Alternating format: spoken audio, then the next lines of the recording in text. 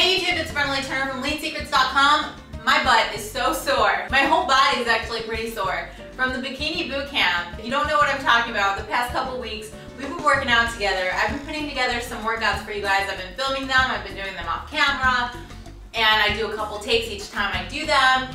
And wow, my whole body is very sore. If you haven't done a workout from the bikini boot camp already, here's a couple workouts for you to try after you're done watching this video. But anyway, I decided to give my body a break today and show you guys my favorite snack as of late. Kale chips. I want to put a disclaimer on this. I cannot be responsible for your addiction to this snack because I know that you are going to try this and you are going to crave them and you are going to wake up in the middle of the night in cold sweats dreaming of this recipe.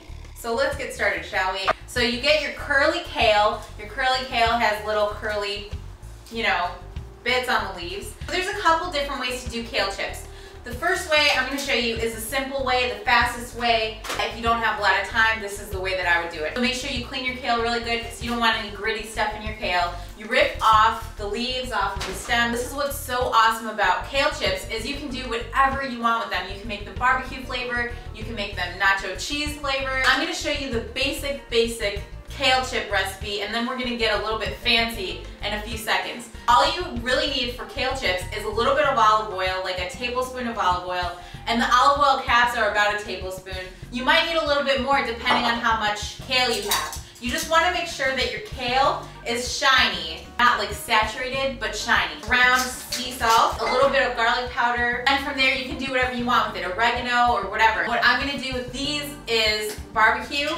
I love this season grinder because it tastes like, it tastes like barbecue, like those Lay's potato chips that you used to eat when you were a kid.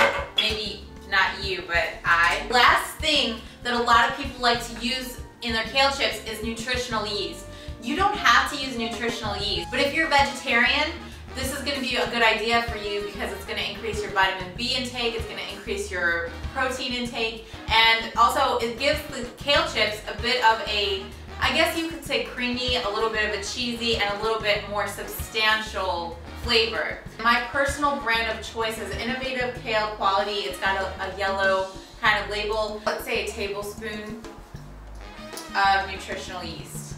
That's about a tablespoon and a half of nutritional yeast. If you want to see if you're going to like the way your kale chips taste, you just break off a tiny little piece and you taste it. You'll get a pretty good idea of what they're going to taste like after they've been cooked. In a perfect world, you would put them in a food dehydrator like the one I have, but I know that like 80% of you probably don't have a food dehydrator, and that's totally fine. And what you're going to do is preheat your oven to 345 degrees, and you're going to bake them on a flat cookie sheet.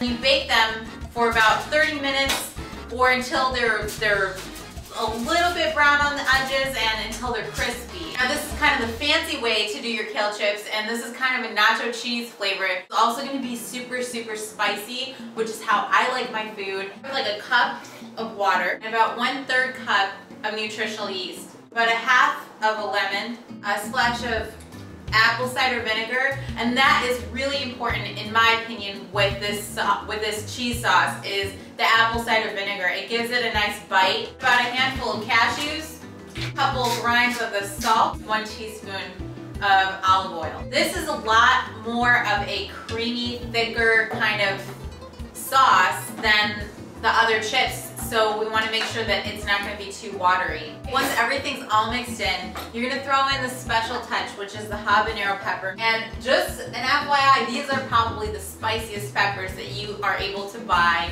legally. You just slice it up into 4 little pieces so that way you make sure that it gets mixed in there, and you just throw that in there. I'm also going to add a little bit of crushed red pepper. Just like with the other sauce, if you want to see if you like the way this is going to taste, you just dip your kale in and then taste it. Ooh, that's spicy and perfect. And just like with the other one, you just pour it into the bowl.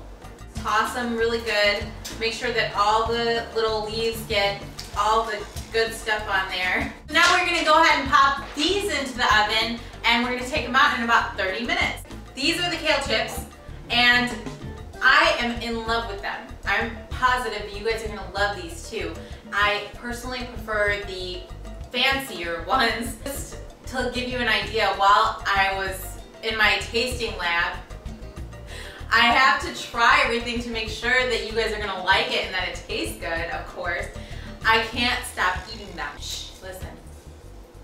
Do you hear how crunchy they are?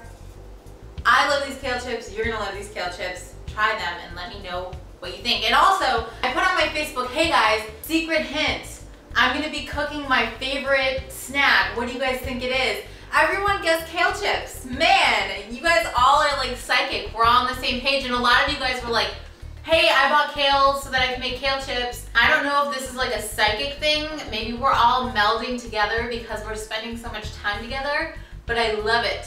And I hate it. I was like, dang, they guessed what I was making. Bah. Let me know your kale chip recipes because apparently you guys are filled with kale chip recipes. So put your kale chip secrets down there. And other than that, I'll talk to you guys later. Bye.